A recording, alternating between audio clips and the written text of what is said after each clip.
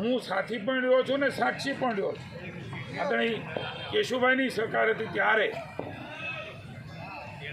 એનું ભારતીય જનતા પાર્ટીમાં આવવું અને ઘોઘાની અંદર ભારતીય જનતા પાર્ટી એ ઊંડા મૂળિયા નાખવામાં સફળ થઈ હોય તો એ પરસોત્તમભાઈને આભારી છે। હું કદાચ અહીંથી બોલી જાઉં એ સારું લાગતું હોય, પણ એ વિસ્તાર, એ માનસિકતા, એ વિસ્તારની સ્થિતિઓ, સામાજિક, ભૌગોલિક, આર્થિક, આ બધી બાબતો રાજનીતિમાં પણ અસર કરતી હોય છે। મને પાકો યાદ છે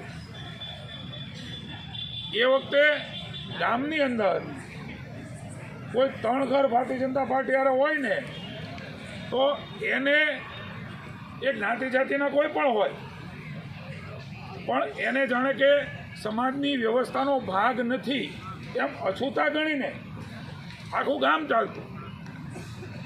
એમાંથી કુટુંબો ખૂબ મોટા થયા વધ્યા જે ભારતીય જનતા પાર્ટીની વિચારધારા સાથે જોડાયા, એમ કરી કરીને ગામ જોડાણા, એમ કરી કરીને તાલુકા જોડાણા।